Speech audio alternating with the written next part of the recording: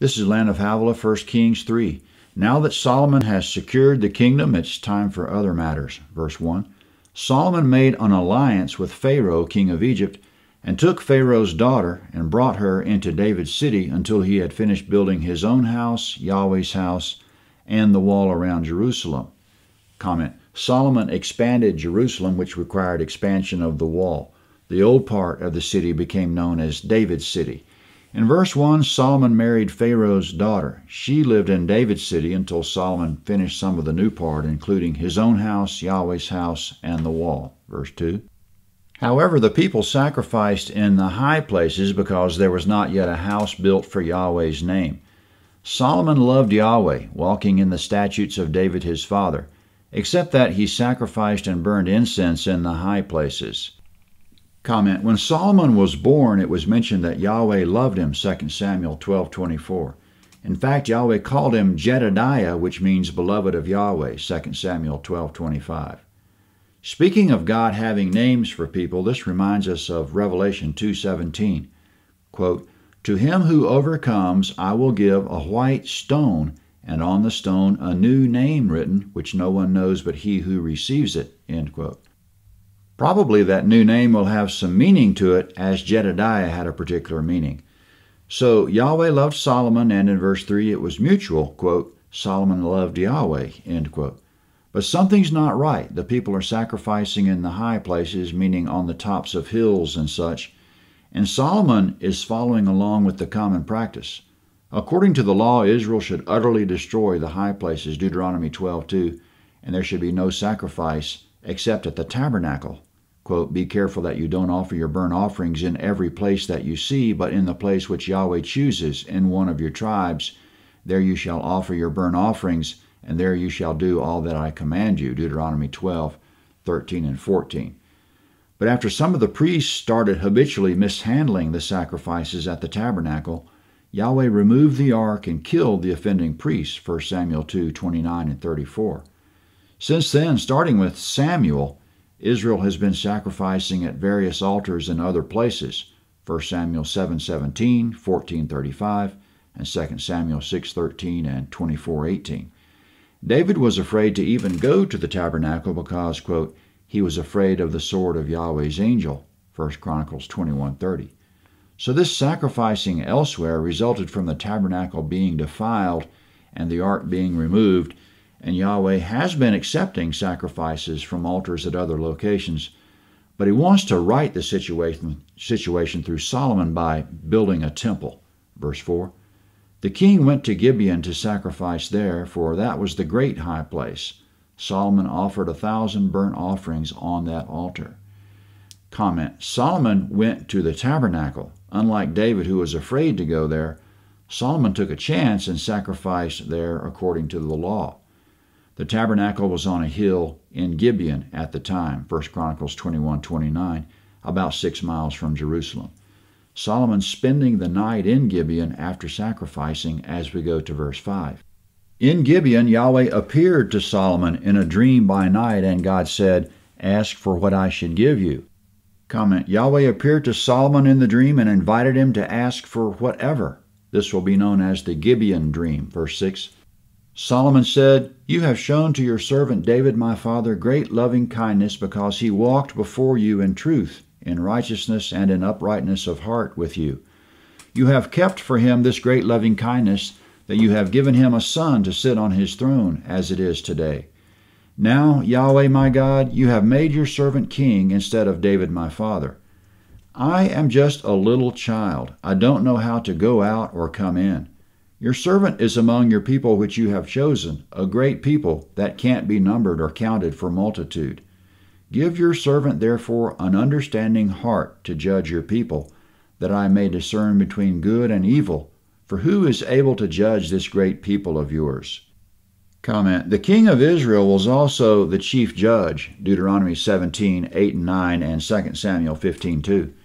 David already called Solomon a wise man, and Solomon's already made some very shrewd decisions with regard to his enemies, but he feels inadequate to be king, specifically, quote, "to judge this great people of yours," end quote.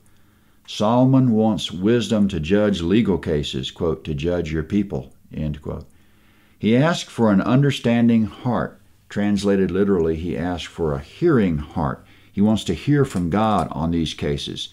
He knows the law is not adequate to address every situation and that he's not adequate to come up with all the answers himself. He doesn't want to wing it. He wants to hear from God. Verse 10. This request pleased the Lord, that Solomon had asked this thing. God said to him, Because you have asked this thing, and have not asked for yourself long life, nor have you asked for riches for yourself, nor have you asked for the life of your enemies, but have asked for yourself understanding to discern justice. Comment. There again, the literal translation is that Solomon wants to hear justice. Obviously, it's Yahweh whom he wants to hear. Yahweh says, verse 12, Behold, I have done according to your word. Behold, I have given you a wise and understanding heart, so that there has been no one like you before you, and after you none will arise like you. I have also given you that which you have not asked, both riches and honor, so that there will not be any among the kings like you for all your days. Comment. In verse 12, Solomon will be the wisest man of all time, past, present, and future. Unfortunately, he'll turn away from God later on and do some very unwise things. But in his heyday, he was the best ever for having, quote, a wise and understanding heart, end quote. David, his father, wasn't bad himself. The wise woman of Tekoa said he was as an angel of God to discern good and bad, 2 Samuel 14:17. Ishbosheth put it the same way, 2 Samuel 19:27. So that's a great gift to know good and bad as clearly as an angel of God. Fortunately, the promise of wisdom doesn't apply just to Solomon. Wisdom is ours for the asking. James 1:5, quote, But if any of you lacks wisdom, let him ask of God, who gives to all liberally and without reproach, and it will be given to him, end quote. Solomon said in Proverbs chapter 2 that wisdom is available to every person to, quote, understand righteousness and justice, equity, and every good path, end quote. Proverbs is Solomon's treatise on the subject of wisdom. According to Hebrews 5:11 through 14, wisdom has to do with Christian experience over time and knowing the meat of God's Word, not just partaking of the milk of the basics, quote, having the senses trained through practice to discern good and evil, end quote. Yahweh continues, verse 14, If you will walk in my ways to keep my statutes and my commandments as your father David walked, then I will lengthen your days. Comment, Solomon will live long life if he stays faithful, verse 15. Solomon awoke, and behold, it was a dream. Then he came to Jerusalem and stood before the ark of Yahweh's covenant, and offered up burnt offerings, offered peace offerings, and made a feast for all his servants. Comment, after that dream, Solomon is in a very celebratory mood. The ark is still in David's city, in the tent that David made for it, 2 Samuel 6:17. Solomon went there after the dream and gave more sacrifices and made a feast for all his servants. Now coming up, a tough case comes before Solomon, verse 16. Then 2 women who were prostitutes came to the king and stood before him. The one woman said, O my lord, I and this woman dwell in one house. I delivered a child with her in the house. The 3rd day after I delivered, this woman also delivered. We were together. There was no stranger with us in the house, just us 2 in the house. Comment, the 2 prostitutes gave birth just 3 days apart. They lived in a house, just the 2 of them and their 2 baby boys, verse 19. This woman's child died in the night because she lay on it. She arose at midnight and took my son from beside me while your servant slept, and laid it in her bosom, and laid her dead child in my bosom. When I arose in the morning to nurse my child, behold, it was dead. But when I had looked at it in the morning, behold, it was not my son whom I bore. The other woman said, No, but the living one is my son, and the dead one is your son. The first one said, No, but the dead one is your son, and the living one is my son. Thus they spoke before the king. Comment, a little bit of chaos is broken out in the court because these 2 women are arguing in front of Solomon over whose baby is whose. One of the prostitutes rolled over on her baby during the night, and he died of suffocation. While the other prostitute was still sleeping, she gave the dead boy to her companion and took the living one for herself. Question is, who's the real mother? Verse 23. Then the king said, One says, "This is my son who lives, and your son is the dead." And the other says, "No, but your son is the dead one, and my son is the living one."